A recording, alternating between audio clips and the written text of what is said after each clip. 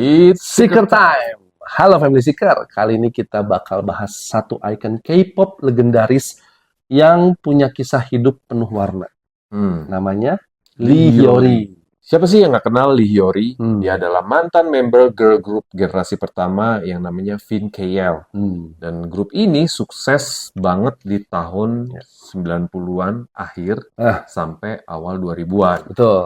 Dan Lee Hyori juga sukses menjadi seorang solois, bahkan sampai-sampai dia dijuluki sebagai Nation's Fairy di Korea Selatan. Tapi di balik kesuksesannya, dia ternyata juga nggak lepas dari yang namanya kontroversi, skandal, dan juga perubahan dalam hidupnya yang cukup mengejutkan. Ya, betul banget Family Seeker. Jadi dari skandal Penjiplakan, sampai keputusannya mundur dari dunia hiburan, semuanya kita akan bahas tuntas. Dan kisah Lee Hyori ini adalah request dari salah satu penonton member kita, Seeker, bro. member dan juga penonton setianya Betul Seeker, sekali. yaitu Kak Alexandra. Yuk, mainkan.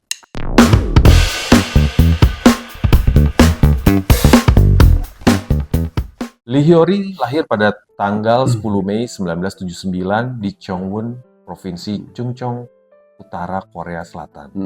Ia tumbuh dalam keluarga yang sederhana dan juga menjalani masa kecil yang penuh tantangan. Lee Hyori ini dikenal memiliki kepribadian yang kuat sejak kecil, yang menjadikan dia salah satu ikon di dunia hiburan Korea. Lee Hyori memulai debutnya pada tahun 1998 sebagai anggota girl group VinKL yang tadi lu sebutin ya. Itu tuh dikelola oleh DSP Media. Dan grup ini tuh meraih kesuksesan besar pada akhir tahun 1990-an dan awal 2000-an. Yang menjadikan salah satu girl group paling populer pada masanya. Dan popularitas Lee Hyori sebagai anggota VinKL itu membawanya menjadi pusat perhatian publik. Pada tahun 2003, Lee Hyori memulai karir solonya dengan merilis album debut yang berjudul Stylish E. Album ini sukses besar, bahkan menjadikan ia sebagai salah satu penyanyi solo paling terkenal di Korea Selatan pada waktu itu. Lagu 10 Minutes dari album tersebut menjadi hits besar dan memperkokoh statusnya sebagai diva K-pop pada zaman itu. Lee Hyori dikenal sebagai pelopor dalam menciptakan tren di industri K-pop, baik dalam gaya bermusiknya, fashionnya, maupun kepribadiannya yang berani. Oh, keren ya. Lee Hyori memulai debutnya pada tahun 1998 sebagai leader grup VinKL tadi. VinKL itu tuh singkatannya Find Killing Liberty. Ya itu keren dia ya. Grup ini tuh terdiri dari 4 anggota. Tentunya Lee Hyori sebagai leader tadi kan. Ok Jun Hyun, Lee Jin, dan juga Sung Yuri. Dan VinKL ini langsung populer dengan lagu debut mereka seperti Blue Rain dan juga To My Boyfriend. Dan grup ini dikenal sebagai konsep girl next door yang anggun tetapi memiliki sisi ceria yang energik. VinKL menjadi salah satu girl group paling ikonik di era K-pop awal-awal nih, generasi pertama ya, tahun 90-an. Dan mereka memenangkan berbagai penghargaan, termasuk penghargaan Daesang. Ini grand prize-nya di ajang musik tahunan di Korea sana. Selama menjadi anggota VinKL, Lee Hyori mulai dikenal sebagai anggota dengan kepribadian yang kuat, visual alias kecantikan yang menonjol, dan juga karismanya nih sulit disaingi. Emang cantik banget sih. Cantik banget sih. Lalu di tahun 2003, Lee Hyori memulai perjalanannya sebagai penyanyi solo setelah VinKL-nya hiatus. Dan dia merilis debut album yang tadi ya, Stylish E. Iya, betul. Lagunya tuh 10 Minutes. Dari album ini, dia tuh meraih kesuksesan yang sangat luar biasa. Dan ini tuh membuatnya menjadi salah satu penyanyi solo wanita paling sukses di Korea Selatan. Lee Hyori bahkan memenangkan penghargaan Daesang.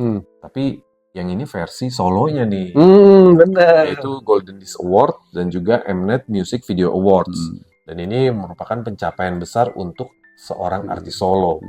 Bahkan gelar Nation's Fairy ini membuat popularitas Lee Hyori ini makin melonjak betul. Yaitu menjadi sosok yang dicintai masyarakat karena kepribadiannya ini.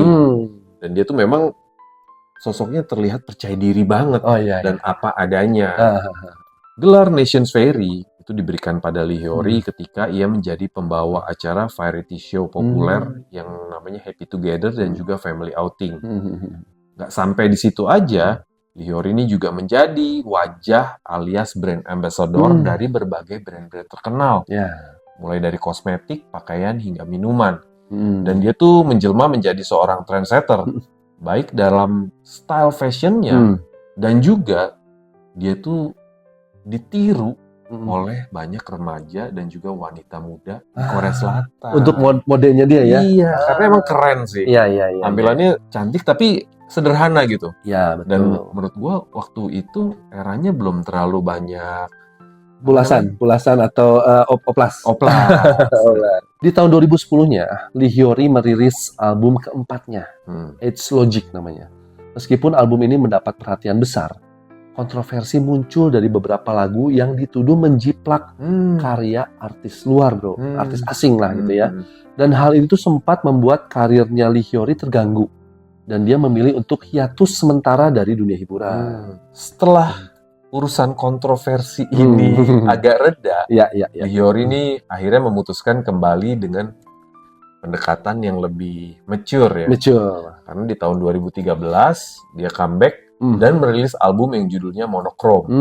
Dan ini menunjukkan sisi musikalitasnya yang lebih dalam dan juga dewasa. Oh ya, lebih apa ya? Karena dia udah matang gitu ya. Dan album ini juga mendapat pujian dari para kritikus dan berhasil memperlihatkan bahwa ia masih bisa tetap relevan di dunia musik meskipun generasi baru K-pop sudah mulai mendominasi. Ya, dan album ini juga menandai perubahan citranya dari seorang diva yang glamor menjadi musisi yang lebih fokus pada karya seni.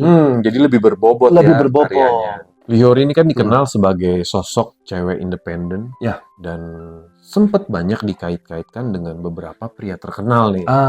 Ini kita bicara hubungan asmaranya nih ya. Tapi siapa sangka dia itu akhirnya malah memutuskan menikah dengan musisi indie yang jauh dari hingar-bingarnya K-pop. Jadi suaminya ini ternyata adalah seorang rocker, bro. Tapi bukan yang bukan terkenal musik gitu ya? mainstream, nggak yang terkenal gimana-gimana. Namanya adalah Lee Sang-sun. Dan mereka menikah di tahun 2013. Dan ini memang benar-benar bikin heboh loh. Soalnya publik tuh awalnya nggak nyangka kalau dia tuh bakal pilih cowok yang bukan idol atau aktor terkenal. Tapi ternyata pernikahan mereka itu langgeng dan justru bikin Hyori ini hidupnya jadi lebih tenang. Dan benar banget, setelah menikah, Lee Hyori ini sama suaminya memutuskan buat tinggal di Pulau Jeju yang jauh dari kesibukan dunia hiburan. Bahkan konon dia itu hidup sederhana dan juga bercocok tanam dan lebih melakukan slow living. Tapi nanti kita akan spill tentang siapa aja sih yang pernah digosipkan punya asmara sama Lee Hyori. Nah, sebelum itu kita lanjutin dulu tentang dia sama suaminya ya. Jadi Lee Hyori dan suaminya Lee Sang-sun itu membuka rumah mereka tuh di Pulau Jeju untuk acara reality show. Namanya tuh Hyori Bed and Breakfast. Dan acara ini tuh menjadi hits besar karena menunjukkan kehidupan sederhana mereka di tengah landscape alam Jeju yang indah. Emang Pulau Jeju itu keren banget. Betul. Memang acara ini juga menampilkan sisi Lee Hyori yang penuh kehangatan, humor, dan juga humble. Dan ini membuat Lee Hyori ini sosoknya makin dicintai oleh publik. Betul sekali. Bahkan tamu-tamu di acara ini itu tuh mencakup selebriti terkenal, guys. Kayak ada IU dan juga Yuna dari SNSD. Dan ini keren banget sih menurut gue ya. Betul banget. Pintar sih dia. Jadi kayak menampilkan sisi yang berbeda dari seorang selebriti. Betul. Kita lanjut bahas tentang karir Lee Hyori ya. Di tahun 2020, dia bergabung dengan proyek Rivan Sister. Jadi ini girl group lagi ya? Girl group lagi. Bersama Jung Hwa, Jessie, dan juga Hwasa dari Mamamoo. Dan grup ini tuh dirancang untuk menampilkan penyanyi wanita yang kuat dan juga berpengaruh. Lagu mereka yang judulnya Don't Touch Me itu ternyata menjadi hits besar dan juga membuktikan bahwa Lee Hyori tetap menjadi ikon meskipun telah berkarir lebih dari 2 dekade. Hebat ya. Selain berkarir di dunia hiburan, ternyata Lee Hyori juga punya sisi yang berbeda nih. Karena dia ternyata aktif sebagai seorang aktivis dan juga musisi indie seperti suaminya. Ya. Dan memang sekarang Lee Hyori ini lebih fokus pada kehidupan pribadinya dan juga dia perhatian terhadap isu-isu sosial. Oh, keren dong. Karena ia aktif dalam kampanye lingkungan hidup, terus ada tentang hak-hak hewan, karena dia pencinta hewan ya, dan juga gaya hidup yang tadi slow living. Betul. Bersama suaminya, bahkan dia tuh merilis musik-musik indie yang lebih eksperimental dan juga menunjukkan bahwa Lee Hyori ini walaupun nggak di dunia mainstream lagi, tapi tetap dia menunjukkan memiliki kreativitas yang tinggi. Betul banget. Nah bro, tadi kan kita sempat spill nih ya, siapa aja sih yang pernah digosipin terlibat asmara sama Lee Hyori? Cowok-cowok yang berlabuh di hatinya dia ya. Yang pertama tuh ada Lee Seo-jin, dia adalah seorang aktor. Jadi pada awal 2000-an, Lee Hyori ini dirumorkan menjalin hubungan dengan Lee Seo-jin. Ini cukup terkenal lah. Ya, aktor terkenal itu. Keduanya terlibat dalam beberapa proyek bersama. Dan chemistry mereka di film-film itu memicu spekulasi tentang adanya hubungan romantis antar mereka. Namun baik Lee Hyori maupun Lee Seo-jin ini nggak pernah mengonfirmasi atau mengklarifikasi tentang rumor ini. Setelah Lee Seo-jin, Lee Hyori itu pernah menjalin hubungan dengan Teddy Park, seorang produser terkenal dan juga mantan anggota grup hip hop ya, 1TM, di bawah naungannya YG Entertainment. Hubungan mereka tuh dilaporkan berlangsung selama beberapa tahun, tetapi akhirnya kandas karena kesibukan dan juga gaya hidup mereka yang berbeda. Lalu yang agak bikin heboh, Lee Hyori ini sempat juga dirumorin punya hubungan sama Rain. Rain. Jadi mereka memang sering bekerja sama bareng lah dalam beberapa project, gitu kan. Dan keduanya lagi-lagi memiliki chemistry yang kuat di layar. Dan ini seperti biasa memicu rumor bahwa mereka memiliki hubungan yang romantis. Tapi lagi-lagi ini tidak pernah terbukti dan juga dianggap hanya spekulasinya media. Nggak cuma Rain doang, bro. Lee Hyori digosipin sama Kim Jungkook. Karena mereka tuh memiliki interaksi yang lucu dan menggoda dalam acara variety show seperti Family Outing. Oh, jadi kayaknya cocok nih. Sama-sama lucu. Gitu, sering kayak gitu lah ya, cocok-cocokin ya. Ya meskipun banyak penggemar mendukung mereka sih sebagai pasangan. Tapi hubungan mereka tuh hanya sebatas persahabatan. Oke. Jadi memang nggak pernah terkonfirmasi juga ya. Bisa jadi cuma gosip-gosip. Tapi kalau gue lihat memang Lee Hyori ini karakternya bener-bener girl next door. Iya. Jadi kayak cewek yang natural kan, tampilannya natural, betul. menor, betul. Terus apa adanya.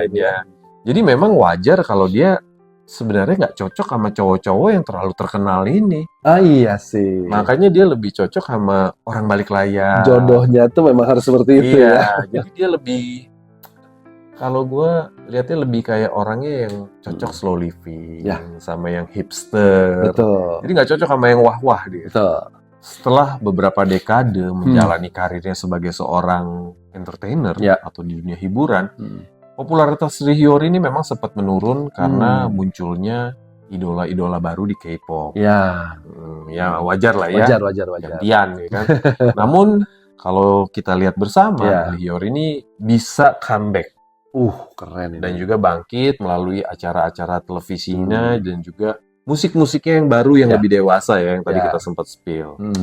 Nggak cuma itu aja. Lee Hyori itu sering berbicara secara terbuka tentang isu-isu sosial, termasuk feminisme, lingkungan, dan hak-hak hewan. Karena memang dia tuh suka pencinta binatang ya. Memang hal ini membuatnya mendapatkan pujian dan juga kritik juga sih dari masyarakat Korea dan juga netizen yang mungkin masih konservatif ya, masih mengkritik.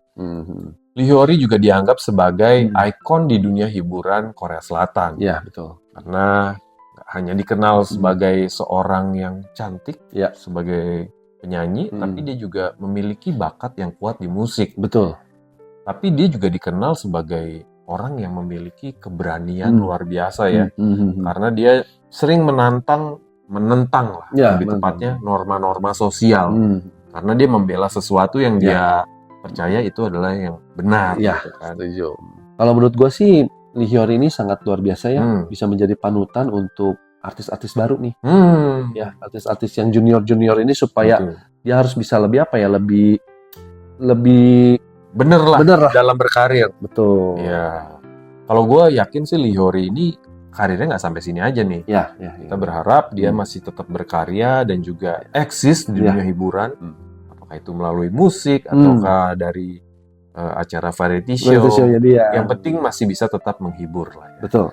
Oke guys, kalau kalian suka sama cerita kita hari ini, kasih masukan dan juga komentar di komen. Like-nya juga. Bro. Oh, like-nya juga. Like-nya juga ya. Bantu share-share video kita dan jangan lupa subscribe channel kita ini. Oke, it's a wrap. Bungkus.